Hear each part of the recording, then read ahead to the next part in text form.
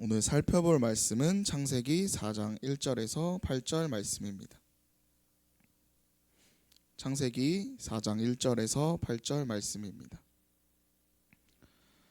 다 같이 한 목소리로 읽겠습니다. 아담이 그의 아내 하와와 동침하매 하와가 임신하여 가인을 낳고 이르되 내가 여호와로 말미암아 득남하였다 하니라. 그가 또 가인의 아우 아벨을 낳았는데 아벨은 양치는 자였고 가인은 농사하는 자였더라.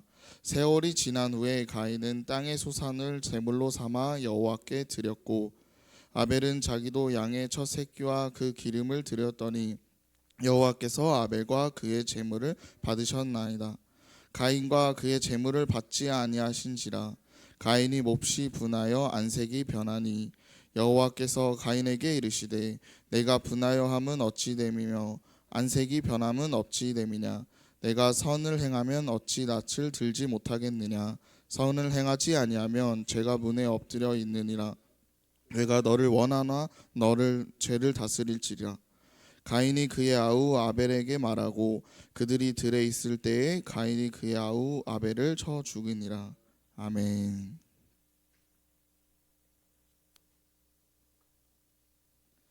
창세기 9번째 시간입니다. 오늘은 창세기 4장에 등장하는 가인과 아벨 이야기를 통해 죄의 인간이 미치는 영향과 참된 예배의 의미를 되짚어 보겠습니다.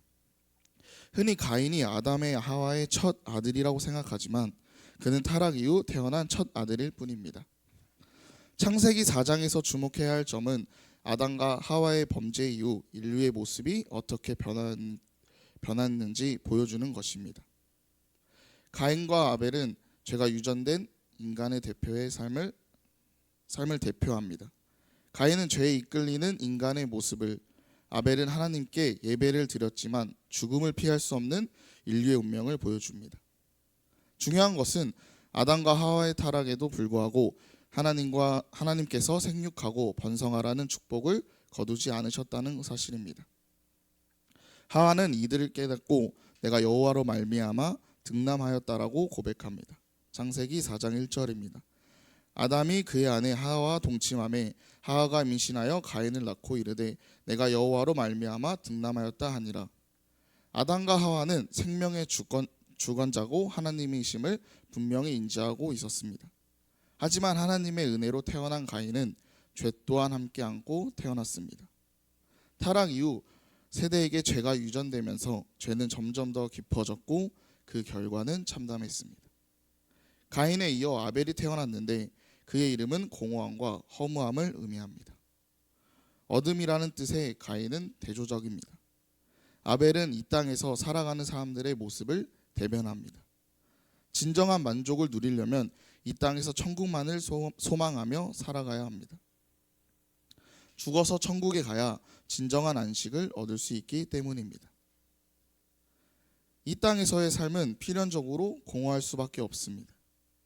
가인은 하나님께 순종하지 않는 자, 즉 죄로 물든 인류를 대표합니다. 반면 아벨은 하나님의 앞에서 의롭게 살고자 노력한 자를 상징합니다. 아담과 하와에게서는 이처럼 다른 두 분류의 인간에 나타나기 시작한 겁니다. 한 배에서 태어났지만 너무나 다른 두 인류는 함께 자랐습니다. 아벨은 양을 치는 목자가 되었고 가인은 농사를 짓는 농부가 되었습니다. 세월이 흘러 각자의 생업을 통해 예배를 준비했습니다. 가인은 땅의 소산으로, 아벨은 양의 첫 새끼와 기름을 제물을 드렸습니다. 창세기 4장 3절에서 5절 말씀입니다. 세월이 지난 후에 가인은 땅의 소산으로 제물을 삼아 여호와께 드렸고 아벨은 자기도 양의 첫 새끼와 그 기름을 드렸더니 여호와께서 아벨과 그의 제물을 받으셨으나 가인과 그의 제물을 받지 아니하신지라. 가인이 몹시 분하여 안색이 변하니. 여기서 문제가 발생합니다. 하나님께서 아벨의 예배는 받으시고 가인의 예배는 받지 않으시는 것입니다. 이에 가인은 분노하며 항의합니다. 왜 아벨의 제물만 받으시고 제 것은 받지 않으십니까? 우리는 예배를 드린다고 해서 모두 참된 예배가 되는 것이 아니라는 사실을 알아야 합니다. 예배 의식에 참여하는 것과 진심으로 드리는 예배는 다릅니다. 예배 시간에 참석한다고 해서 모두 예배를 드리는 것이 아닙니다. 예배를 받으신 하나님과의 관계가 있어야 진정한 예배입니다. 헌금을 드린다고 해서 다 예배가 되는 것이 아닙니다. 하나님은 가인의 제물을 받지 않으셨습니다. 그 이유는 무엇일까요? 일각에서는 아벨이 양의 첫 새끼를 드린 반면 가인은 첫 소산을 드렸다는 언급이 없는 것으로 보아 정성이 부족했기 때문이라고 해석합니다. 하지만 이는 제물의 문제가 아닙니다. 만약 제물의 문제가 없었다면 하나님께서 그 문제점을 구체적으로 지적하셨을 것입니다. 그러나 아무 말씀도 없으셨습니다. 따라서 제물의 문제가 아니라는 것을 알 수 있습니다. 성경 해석의 첫 번째 원칙은 하나님께서 직접 하시는 말씀에 귀를 기울이는 것입니다. 어떤 일이 벌어졌을 때 그 일에 대한 하나님의 말씀을 최우선적으로 들어야 합니다. 하나님께서 말씀하시자 가인은 그 의미를 깨달았습니다. 창세기 4장 6절에서 7절 말씀입니다. 여호와께서 가인에게 이르시되 내가 분하여 함은 어찌 되며 안색이 변함은 어찌 됨이냐 내가 선을 행하면 어찌 낯을 듣지 못하겠느냐 선을 행하지 아니하면 죄가 문에 엎드려 있느니라 죄가 너를 원하나 너는 죄를 다스릴지니라. 가인이 하나님의 말씀을 알아듣는 것만 보아도 문제의 핵심은 재물이 아니었음을 알 수 있습니다. 내가 왜 그렇게 얼굴을 찌푸리느냐? 화낼 일이 아니지 않느냐? 내가 올바르게 살았다면 어찌 내가 내 재물을 받지 않겠느냐? 여호와 하나님께서 가인에게 단호하게 말씀하셨습니다. 떳떳하고 존귀해야 고개를 들 수 있습니다. 가인은 낯을 들지 못할 만큼의 삶에 문제가 있었다는 뜻입니다. 훗날 사울에게도 비슷한 일이 있었습니다. 사무엘이 아말렉과 그의 모든 소유를 진멸하라는 여호와의 명령을 전했지만 사울은 아말렉의 아각과 짐승 중 가장 좋은 것들을 남겨두었습니다. 사무엘이 추궁하자 사울은 하나님 여호와께 제사하려고 양과 소 가장 좋은 것을 남겼을 뿐이라고 당당하게 변명했습니다. 사무엘상 15장 15절 말씀입니다. 사울이 이르되 그것은 우리가 아말렉 사람에게서 끌어온 것인데 백성이 당신의 하나님 여호와께 제사하려 하여 양들과 소들 중에서 가장 좋은 것을 남김이요 그 외의 것은 우리가 진멸하였나이다 하는지라. 그러자 사무엘이 말했습니다.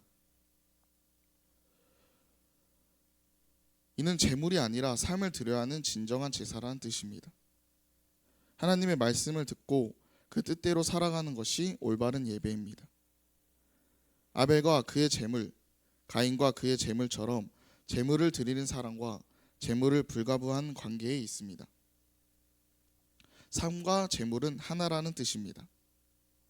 하나님은 아벨의 삶과 제물을 받으셨지만 가인의 삶과 제물은 받지 않으셨습니다. 가인은 올바르게 살지 않았기 때문입니다. 그렇다면 선을 행한다는 것은 무엇을 의미할까요? 기독교에서의 선은 단순한 윤리나 도덕의 문제가 아니라 삶의 방향성을 의미합니다. 있어야 할 자리에 있고 가야 할 길을 가는 것입니다. 있어야 할 자리에 있지 않고 가야 할 길을 가지 않는 것이 바로 악입니다. 중간지대는 없습니다. 선을 행하거나 행하지 않거나 둘 중 하나입니다. 적극적으로 악을 행해야만 악한 것이 아니라 선을 행하지 않는 것 또한 악입니다. 선을 행할 의지가 없다면 죄가 문 앞에서 엎드려 기다리거나 결국 죄를 짓게 만듭니다. 이는 윤리나 도덕의 문제가 아니라 삶의 중심이 그리스도께 있는지 없는지의 문제입니다. 예수 그리스도께서 원하시는 삶을 살면 선이고 그렇지 않으면 악입니다. 인간의 생각이 중심을 지배하는 것을 인본주의라고 합니다. 민수기 13장을 보면 12명의 정탐꾼의 보고가 나옵니다. 10명의 정탐꾼과 여호수아, 갈렙의 보고는 현저히 달랐습니다.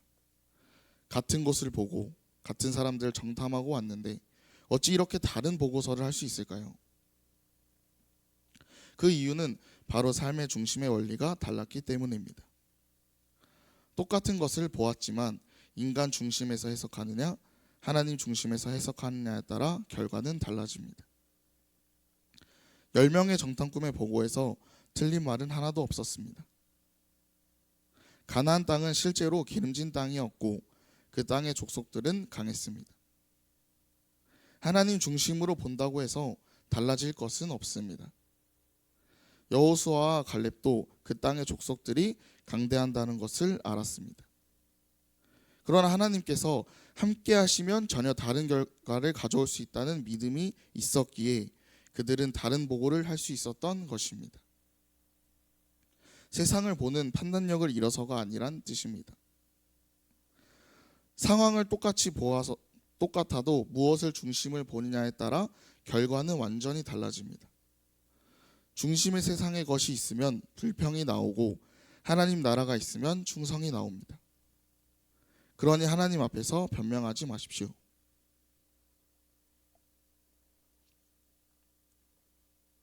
하나님, 제가 얼마나 힘든지 아십니까? 제 상황을 아시냐고요? 하나님은 우리의 모든 것을 알고 계십니다. 하나님께 불평하기 전에 먼저 당신의 중심이 어디에 있는지부터 점검하십시오. 중심을 어디에 두느냐는 것은 끊임없는 신앙의 싸움입니다. 죄인인 인간은 중심을 자기 쪽으로 끌어당기는 속성을 가지고 있습니다. 중심에 하나님을 모시지 않으면 어떻게 될까요? 당연히 죄로 기울 수밖에 없습니다. 가인은 자기 중심적인 삶을 살았습니다. 죄가 하나님을 거스르고 제멋대로 살아가도록 부추겼지만 가인은 죄를 다스리지 못하고 죄에 휘둘려 살았습니다. 그런 삶을 살면서 하나님 앞에 제사를 올린들 무슨 의미가 있겠습니까? 삶의 방향이 하나님을 향해 있지 않고 하나님께서 원하시는 대로 살지도 않으면서 하나님의 말씀을 듣거나 하나님의 관계를 맺으려고 하지도 않는데 하나님께서 그의 제사를 받으셔야 할 이유가 어디에 있겠습니까? 아담과 하와의 타락이 가져온 결과는 참혹했습니다. 이전에는 볼 수 없었던 새로운 세대가 나타난 것입니다. 억만징창으로 살면서도 하나님 앞에 제사를 드릴 정도로 뻔뻔하여 얼굴을 붉히며 대들기까지 하는 세대가 등장한 것입니다. 적어도 아담과 하와는 죄를 부끄러워하며 숨기라도 했는데 새로운 세대는 매사에 당당하기만 합니다. 하나님을 두려워하지 않고 오히려 죄로 치우치는 세대, 회개하기는커녕 대항하고 분풀이하는 세대가 태어났습니다.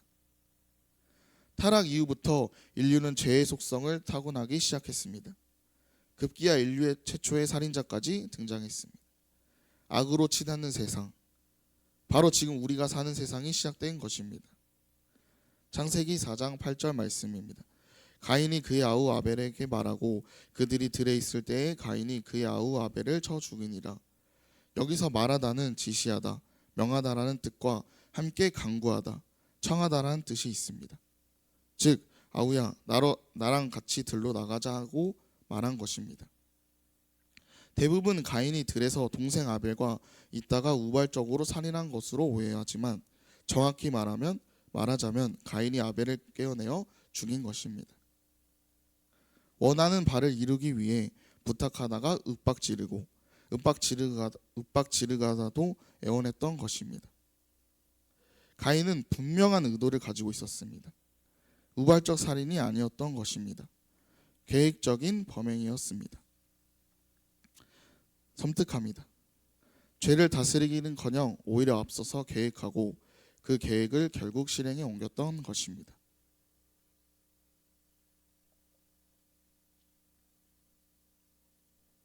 결론적으로 가인과 아벨 이야기는 죄의 심각성과 하나님의 은혜의 필요성을 강조하며 우리에게 참된 믿음과 순종으로 하나님의 예배하는 삶을 살도록 촉구합니다. 우리는 가인처럼 자기중심적인 삶을 살지 않고 아벨처럼 믿음으로 하나님을 기쁘시게 하는 삶을 살아야 합니다. 오직 예수 그리스도를 통해 주어지는 하나님의 은혜를 의지하며 성령의 인도하심에 따라 거룩한 삶을 살아갈 때 우리는 하나님께 받으시는 진정한 예배를 드릴 수 있습니다. 기도하겠습니다.